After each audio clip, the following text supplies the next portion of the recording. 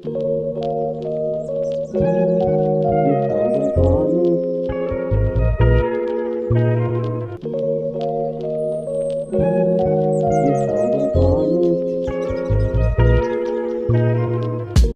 two, one. Welcome to Up Up in in the air. the AAPI month, everyone. Yeah, what does that even stand for? PI is Asian American Pacific Islander Month. Wow, that's like us. Shout out to all of the AAPI folks watching, but also shout out to you if you're not AAPI. but just a little extra special shout out. Love. Yeah. But yeah, it's May. Time is soaring right now. Dude, it's crazy. I did not realize that it doesn't feel like it for sure. It does not. Yeah. Clarence and I were just talking about how it's already week 6 for us, and we're over halfway through the quarter, and it just, I don't know, life just feels numb right now. That's a pretty good way to describe it. I feel like it's like you don't really know what's happening, and it just feels like no one knows what's happening. Yeah, like there's that one Black Mirror episode, the Hang the DJ one, where the girl describes how it just feels like an out-of-body experience. I feel like that right now. Like my body just sits, and then I'm like going through life, but I'm just sitting. And like, Okay, wait, hold on. Speak for yourself. I don't know what you're talking about. sitting on the screen, like. And that's Yeah, I saw a meme where it was like graphic designers be like, and then it was like before the pandemic, we're on our laptop, and then like during the pandemic, we're still on our laptop. basically us. Yeah. Oh Damn. yeah, Clarence and I, things have not changed. We're still completely on laptops for the most part, and I don't know. Today we had a 3-hour class, and it killed me. That shit sucked. Though, and then my teacher was like, "Hey, do y'all have 10 minutes extra?" And I was like, Clarence said, "Peace out." I said, okay. So I stayed. yeah, But yeah. that was a bad choice on your part for sure. It wasn't bad. I got myself into it. Dude, I just feel like it's not fair. Okay, wait, maybe fair is not the right word. It's just like I don't want to have to stay longer if it's online too. You know, like fuck that. I want to go do my own shit, which is like nothing, but still. I think a lot of teachers kind of like to take advantage of the fact that we don't have anywhere to go. They're like, Yeah. You're inside, so what else do you have to do? So.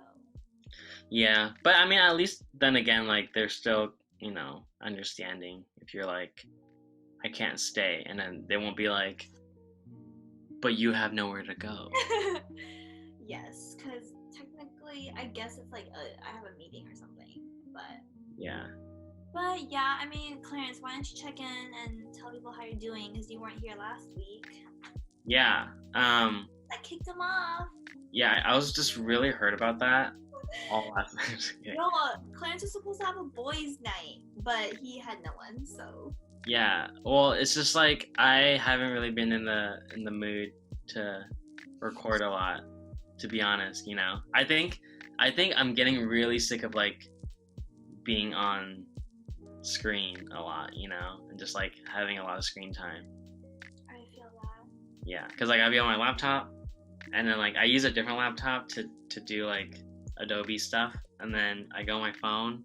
I use the same 3 apps all the time, and then I go downstairs and then I watch TV, and I'm like, this is too like terrible of a cycle. So yeah, I think I did a lot of like gardening like on the weekend, and it was very successful. You should post pictures of your garden. And the picture is gonna be bam. It was really good that like I pulled out maybe like 45 feet worth of like weeds, just like 45 feet? just like the whole flower bed in the front of our house, and then we planted some new cute little motherfuckers. So it's gonna be good. That's crazy. What about you? Um, Well, well, it's been okay. I feel like I'm on the same page as Clarence. yeah. I just don't even know how to describe life anymore. I am getting a lot. Don't worry, everyone. I'm good, but I don't know. I just am losing motivation, feeling more tired these days. Yeah. But yeah, I don't know. Just trying to get back on track, and I don't know. I have nothing else to say. Dude, I feel like the weather has been like taking a large toll too, you know? It was really nice today, but yeah, it was rainy this weekend. Yeah, I just feel like the sun gives me like a little boost of energy, you know? I'm like, you know what? It's sunny outside. I might as well have a good day. For sure. Like today, I spent like 3 hours outside, just like laying in the grass. So it was super nice.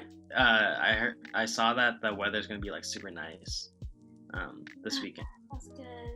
It's gonna be 80, bro. 80? Yeah.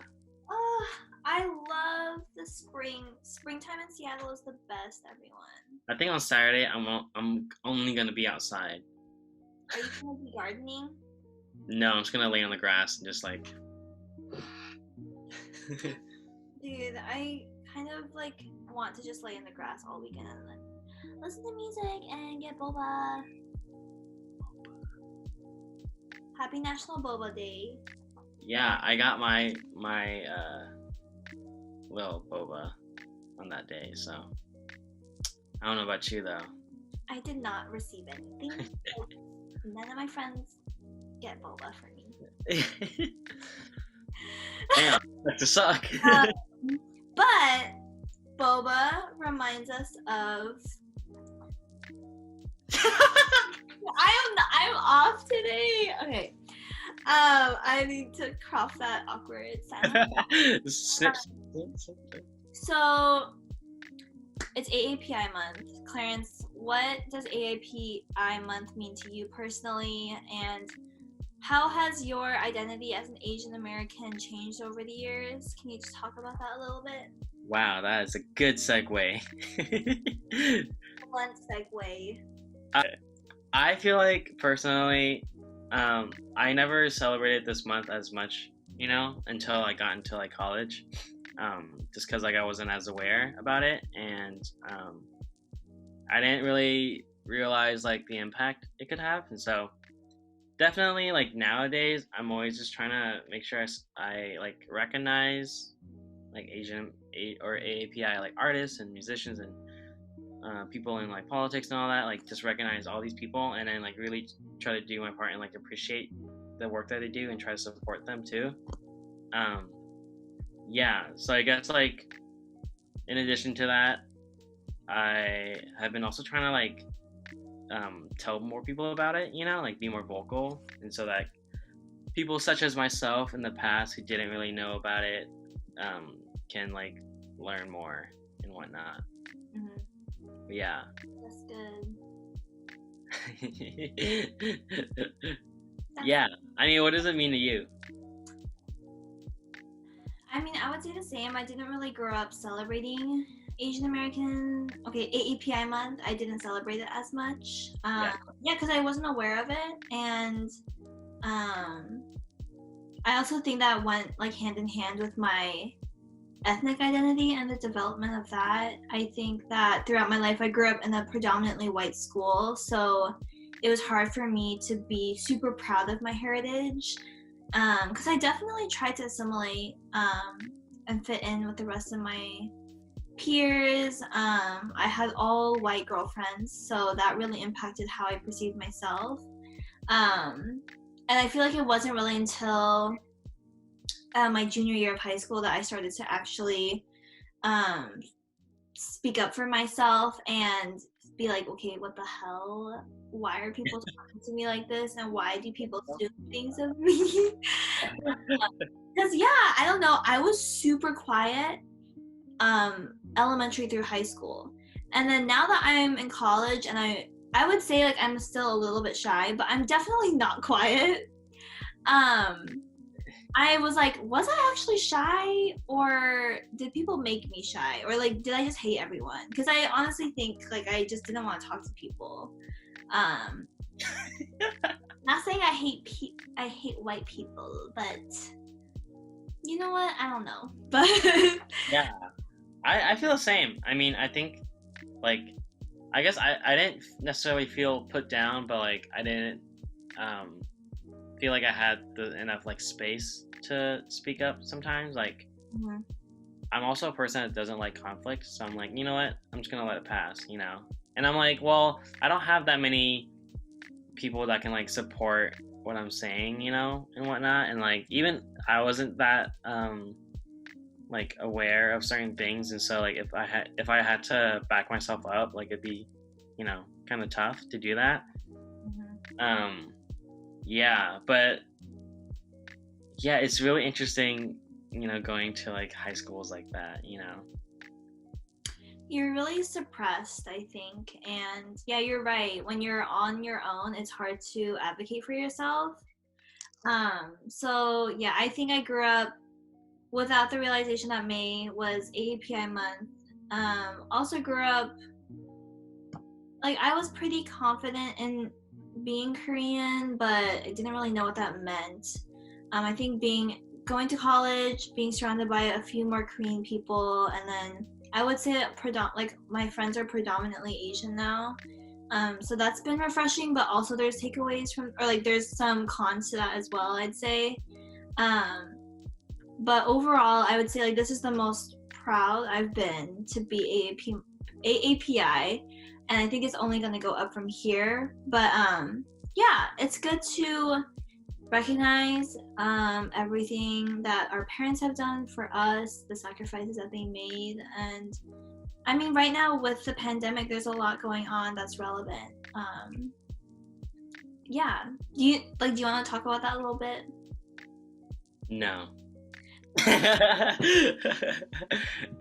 Yeah. Well, like, do you mean like particularly with my like parents and our situation? I guess. Yeah, and kind of maybe stuff that's been happening like in the international district and things like that. For sure. I mean, I think like obviously Chinatown has been impacted like really hard, and you know, if there's a lot of businesses in all over the country that need like a lot more support, you know, um, but especially in these like Asian communities, whether it be like Little Saigon or Little Tokyo or Chinatown. And so yeah, it's super tough. And I think for my parents and I, like it's funny because they watch a lot of like Chinese news, so they're always like paranoid about shit. Mm-hmm.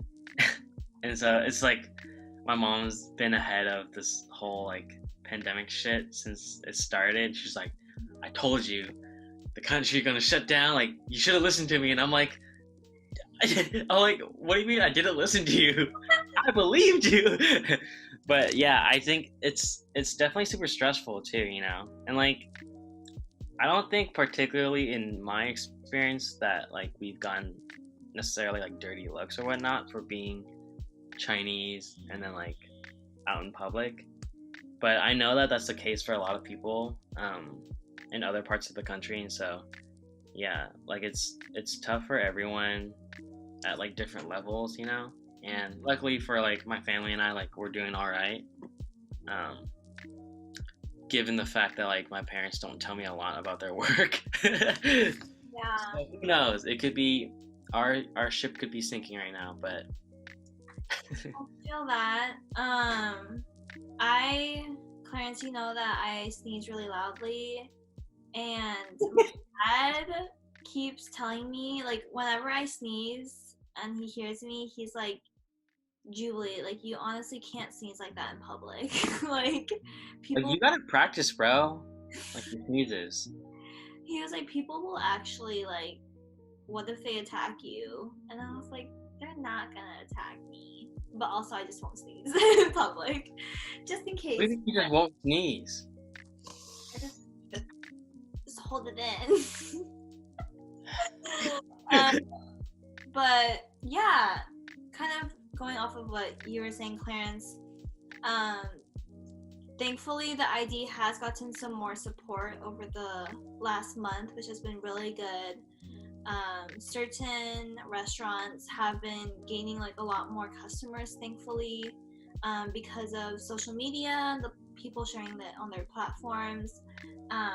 But yeah, there was a post the other day. I'll insert a picture here as well. But there was, I believe, a group that was posting some pretty scary stickers that was like kind of Make America Great centered, and yeah, it was really malicious and kind of like hate crime based. So that's definitely like a wake up call that it's still happening, and it's happening in our own neighborhoods, and there's people that are like that have those beliefs near us. So I think it's something to keep in mind. yeah. I mean, I always just try to remind myself that like you can't trust none of these motherfuckers. No. But yeah, that's crazy. However, like to combat that, I've seen a lot of like people making posters at home to support the community, which is really nice. I know that artist Moni. Yeah, she made a lot of like cool posters and put them up all over Chinatown. So that's really nice that she did that. Funny enough, our professor Karen is teaching a master's like class at UW right now, and then one of the students in that program is she's like trying to design posters, a series of posters that support Chinatown. And Karen was talking to our other professor Annabelle, who we have a class with right now, and Annabelle mentioned to Karen like what I'm doing in that class with my partner, and so Karen like emailed us and was like, "Would you like to? Are you interested in helping or whatever?" But gosh, that's so cool. Yeah, so I was just like, "Damn, that'd be cool! Like, I can make posters to support my community, and also I don't have to pay for the printing." Deadass.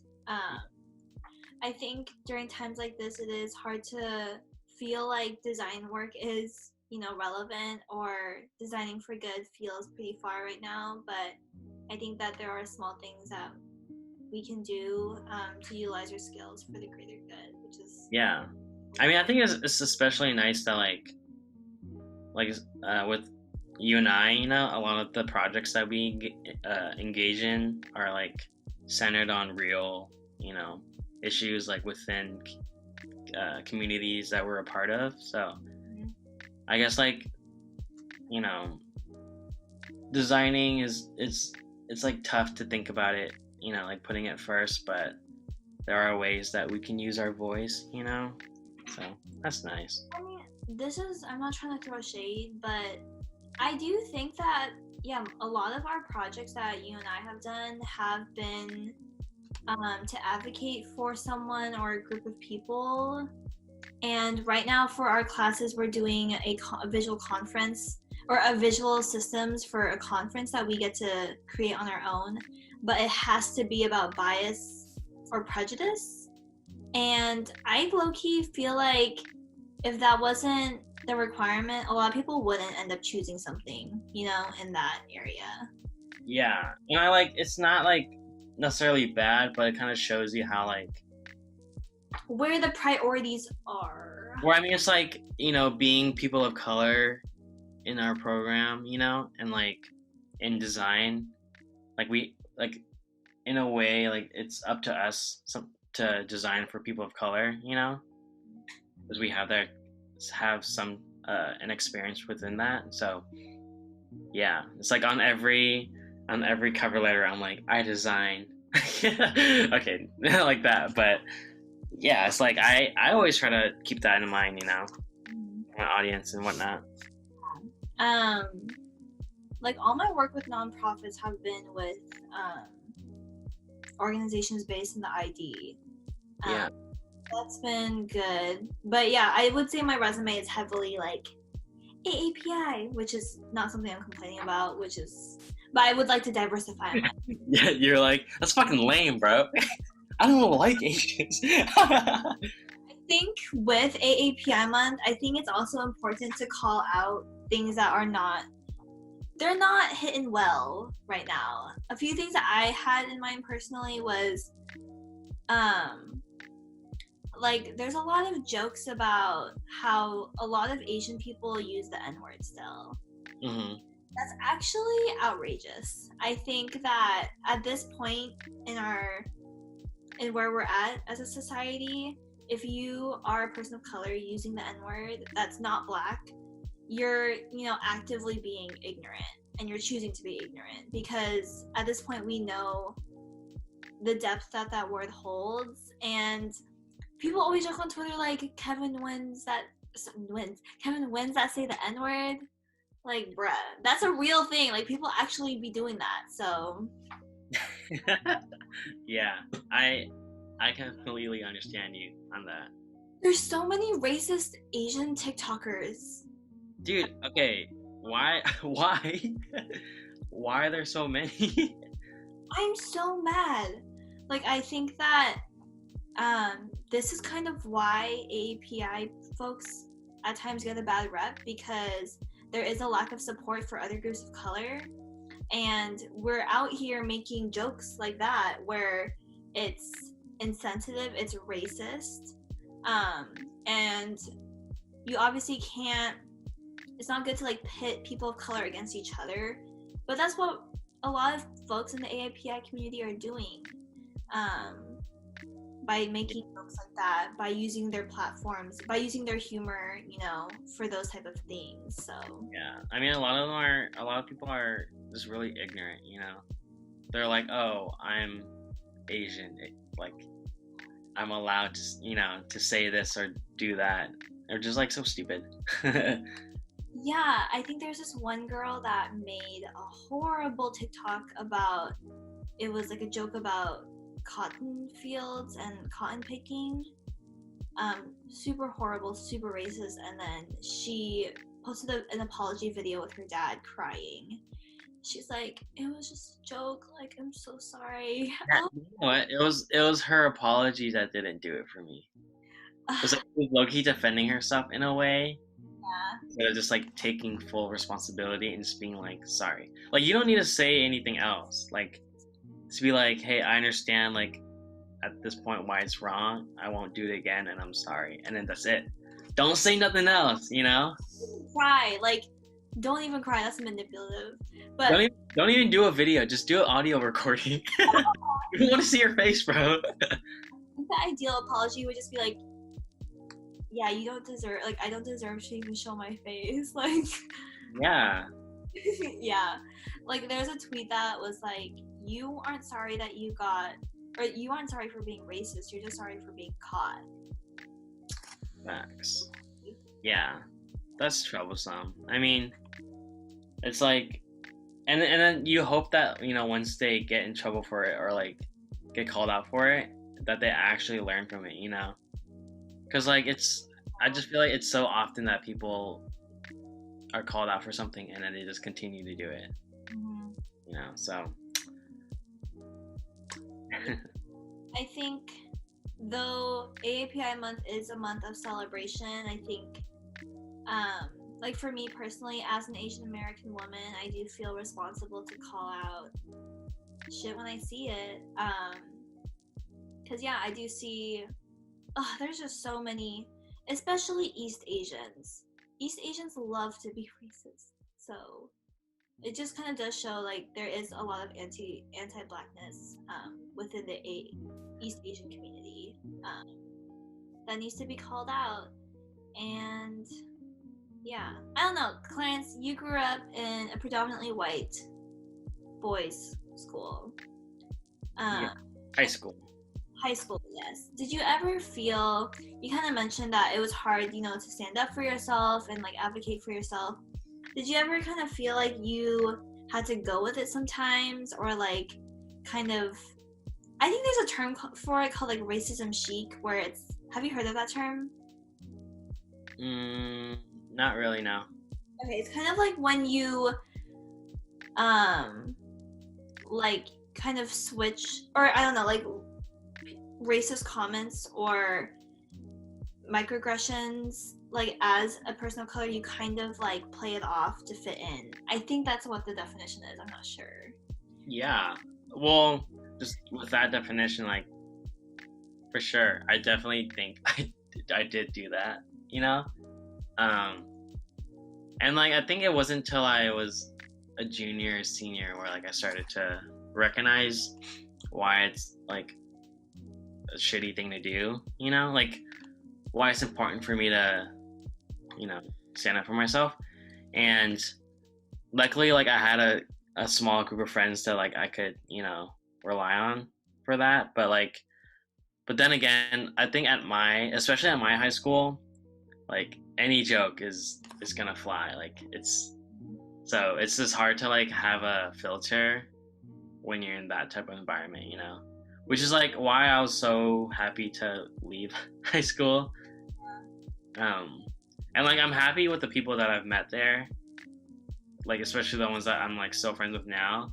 But like there were just a lot of people who were very problematic and just hurtful, Yeah. So yeah, but I think like given how, well, I wouldn't say traumatizing necessarily for me, but I know it could have been for other people. But I think like for me, just like now that I've experienced that, like I know that I don't want to go through it again, and so like I won't let it happen to me or like to people that I know. Yeah. I see. Yeah, it's just hard to see people call themselves. I hate when Asian people use the word chink. I feel like I don't know, because when people use chink, it's not like in a way to empower themselves. It's kind of to make fun of themselves. And or like ling ling. I hate when people use that. Why? Why? No. Dude, there's a Kumon story in one of the reading levels, and the girl's name is Ling Ling. Is she Chinese? Yeah. I'm just like it could have been like Jessica. It could have been any other name, bro. Like Funny. I wonder who wrote that. But yeah, anyways, I know that was like a little bit heavier, not heavy necessarily, but obviously not celebratory. So we'll go a little bit into, wanting to celebrate all the achievements that we have been able to witness, and kind of talk about that, because we do want to also like be right of the strides that people have made this year. I mean, like you can't celebrate unless you recognize your faults, like that's not fair. So we gotta do the dirty work first, and then we can be like, let's have a party. Like, during quarantine, I taught myself how to snap.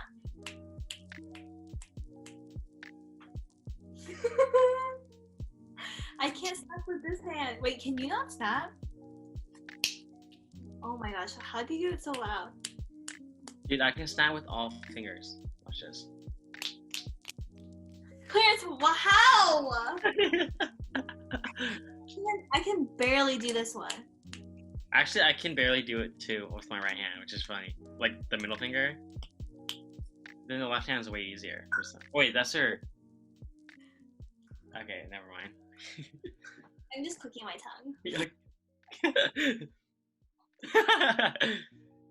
But yeah, how about we do this? What is one film that you really appreciated this year that was maybe starring an API person, or was directed or produced? Like, it's up to you. And hopefully, if you say something that I was gonna say, then I'll just think of another one, because there was a lot this year. Okay. So we're talking about movies right now? Yes. Okay. I really liked The Farewell.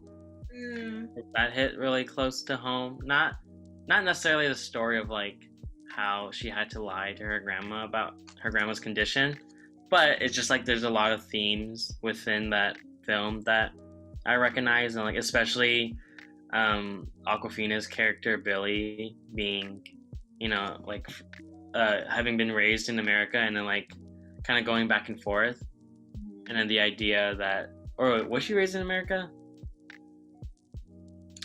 Well, yeah, she was raised in America, but I don't know if was she born in there? I don't know. Born in China.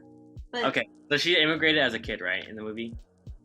Right. Okay. Well, just the idea like you're having like a dual kind of identity, yeah. and then like your Chinese is terrible. Like my Chinese is terrible, so it's hard to communicate with my relatives, sometimes, and so I think I saw a lot of like similarities within that. Mm-hmm. Yeah. What about you? I did like that movie as well. But also, yeah, I think, a lot of people liked Crazy Rich Asians, and Awkwafina was starring in that one, but there was like a lot of controversy with that and Awkwafina's role. I think that Awkwafina did amazing in The Farewell, but still think that she needs to address like her role in Crazy Rich Asians and how it was problematic. But moving on. I did not like that movie. Like, I think it was great for a rom-com. Actually, no, even for rom-com, it was like average for a rom-com. I think for that movie, I was just like kind of shocked at like the fact that the theater was full of like not only Asian people, but like like a mixed crowd, but then like the movie being all Asian people. Mm-hmm. Like that like was really surprising to me, and like I did feel empowered in a way, despite the fact that the movie was like not that great. It was all right. Yeah, I feel that. Like, shout out for it. I think it was like a huge stride, but definitely can be better. Yeah. Anyways,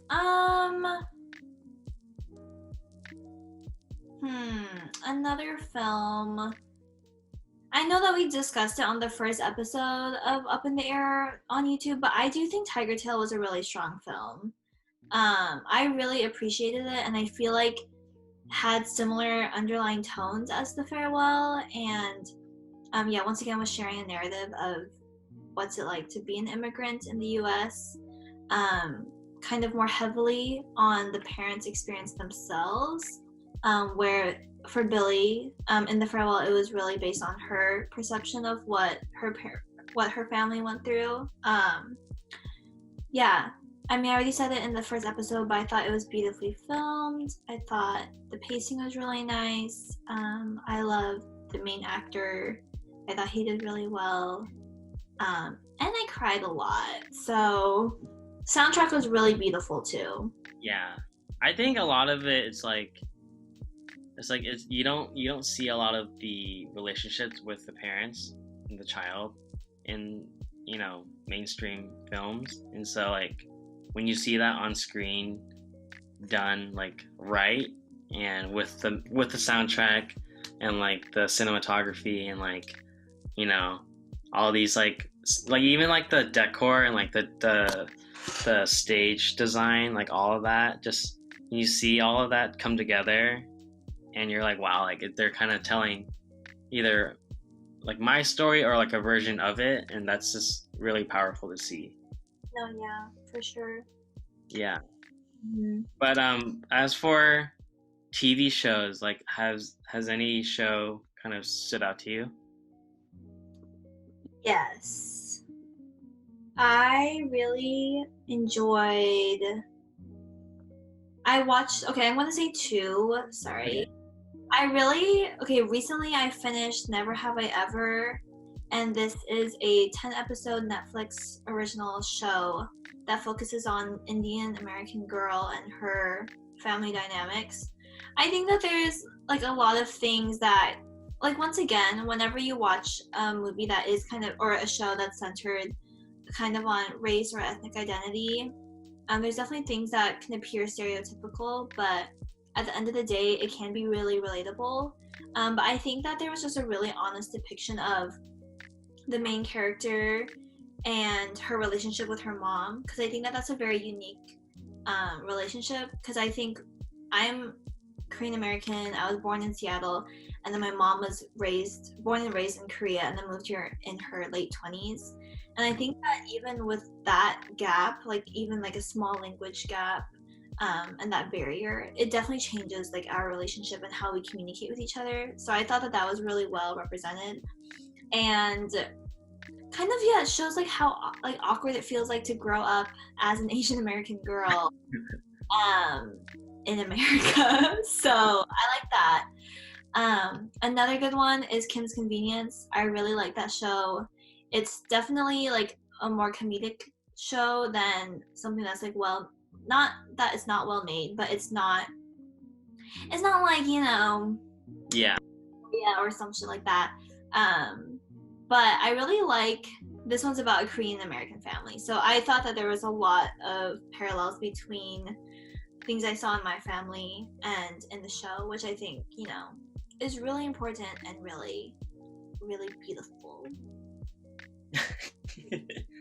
Yeah, I haven't seen either of those shows, or neither of those shows, which is You suck.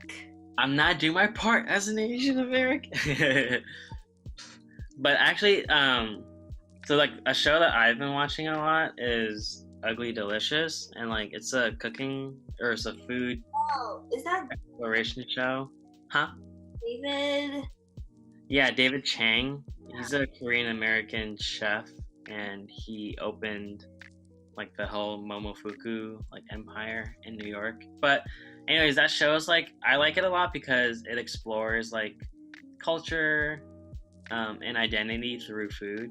And I think like, with food being such a embodiment of traditions, and like culture from different countries, I think it's a very good place to start a conversation like about various things. But I mean, I just really enjoyed how, he would like bring in people on the show, get their perspective, and also like just eat really good food.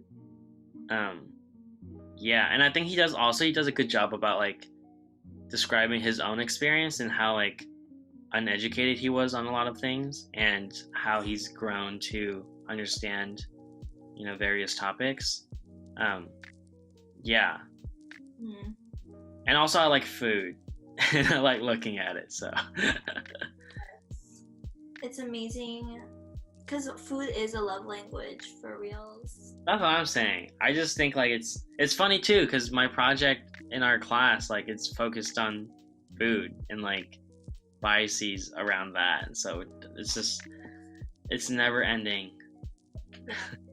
It's universal. So yeah, I think now that I'm thinking about it, I do wish that there is a lot more TV shows that featured more API casts. Yeah. But there's quite a few more like comedic ones, but not quite like more reflective, or I mean, no, the comedic ones are still reflective, but it's a different tone for sure. It's like you have like a lot of the stories being told is they have to tell it through comedy for it to be produced, like you can't, it's hard to make a drama that's only about, these stories, and it's like it's hard to normalize it, you know what I mean? Yeah. I think this was not made this year, so I didn't mention it, but still Master of None is still one of my favorite TV shows. Yeah, I like how it wasn't like a very strict like linear narrative, like they were kind of exploring various themes. That was nice, and I think like they had a really good cast too. Yeah, there's also a good balance between comedic relief and the serious things that were being conveyed, where I feel like shows like Fresh Off the Boat, it's really, I feel like that show is more for white people to laugh at. I don't know. Like I did not really relate to a lot of things in that show. Yeah, I mean that show like had like a lot of good things, you know. Like it's one of the, or it's the first all Asian American cast for like a sitcom since like Margaret Cho's show like 25 years ago or some shit like that. So it's like great in that sense, but I think, you know, Eddie Huang, who wrote the memoir, like it was just about his kind of like family life and upbringing. Like he was not attached to the project after like the first couple of, or after the first season or something like that, because it just, they weren't writing it based on his book anymore. Like they were writing it just for comedy and whatnot. So like while it does like tell a lot of certain stories and like it's funny and like it's like a different take, you know, on these experiences, but I do wish like there was more sincerity to like Eddie Huang's story. Yeah, like once again made huge strides, but I think there's always ways to learn and to better implement opportunities in the future. Yeah, I mean I'm always like stuck between, it's a good like it's not the best, but it's at least we have it, you know, and like it should have been better, you know what I mean? It's like playing between these two things. I think I was watching a show called Black as Fuck, the new Netflix original, and it's basically about the producer of or director of Blackish, Grownish, Mixedish, and like more about his life. But there was this one episode where he had a bunch of other Black creators on a phone call. Issa Rae was one of them. Yeah. Her character name. And they're like, you just kind of need to support other Black creators. Like, you can't be so critical. Like, I understand that is your role as like a director and producer, but at the same time, it's really important to just watch and like go to the openings, support the cast, like put it on your platforms and try to like bring more awareness to it. And I think that's like kind of what I do. Like I watched Crazy Rich Asians in theaters, like I promoted it, like I really liked it. Do I think that there can be really better films in the future? Yes, but I think that it was still really good. Yeah, I mean, I definitely think that you have to make a lot of bad movies to get the good one, you know? Because also, like, in general, like, movies are hard as fuck to make. So, yeah. I'm so excited for what's to come. I know that we're kind of putting everything on hold because of Corona, but we made so many strides this year. Like, so many, for sure. I'm actually, like, kind of afraid that there are going to be like a couple or a few steps back, you know, just because like of this whole situation. Yeah. You know what I mean? And I just like, I hope it won't happen, but I just, you know how people are, right? Like it's hard to be hopeful sometimes. Imagine that they make a film about COVID and then they villainize all the Asian people. They would. Hollywood would do that. Imagine if they made an animation and the virus was an Asian dude. That'd be serious. If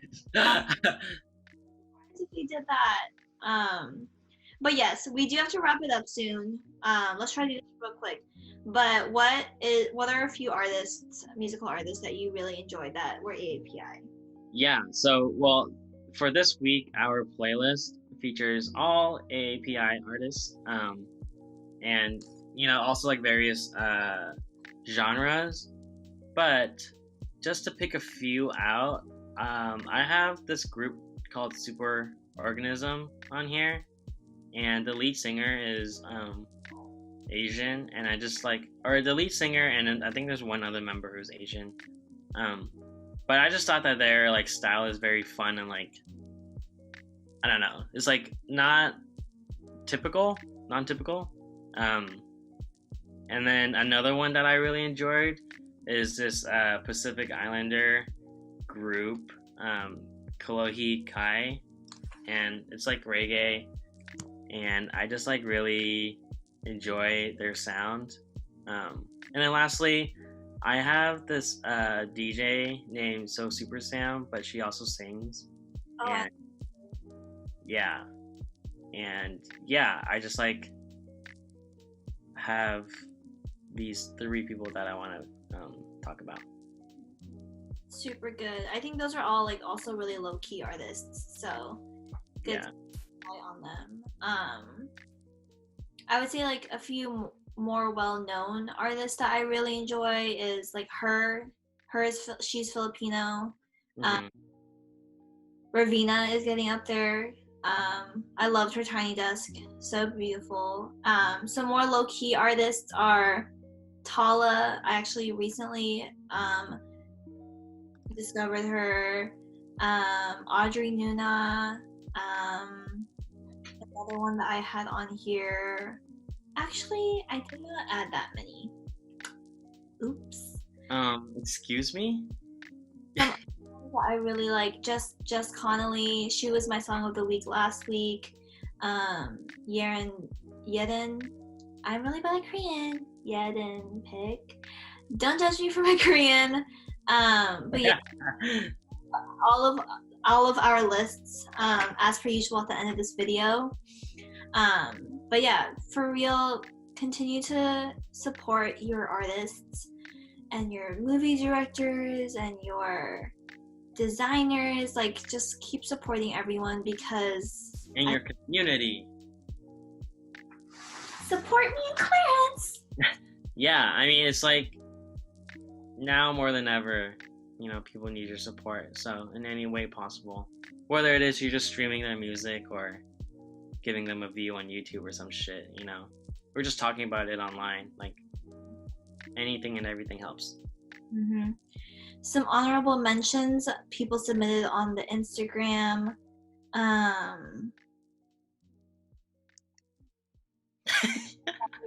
This one girl said you, and I was like,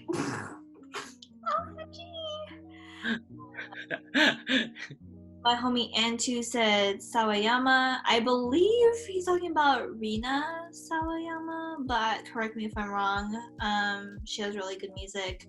Peggy Goo, house music. Luke said Miss Purple. I believe that's a film. I think it was featured in the Seattle Asian American Film Festival. Oh.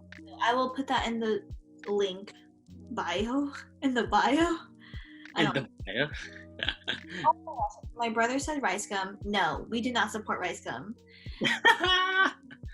And then my homie Karen also said Kim's Convenience. So we will have all of those listed in the down bar. I think that's what it's called. The down bar? That sounds wrong. Down below. Say down below. Down below. The down bar? Clarence, what was your song of the week? I don't know if I necessarily had one, but if I were to choose, I like Only in the West by Yeek. I think it's just like it has a nice like little kind of like rhythm to it. Yeah. Mine would be Nothing Personal by Tala, that artist that I mentioned earlier. She's good. She's really low key, so I recommend that you check her out.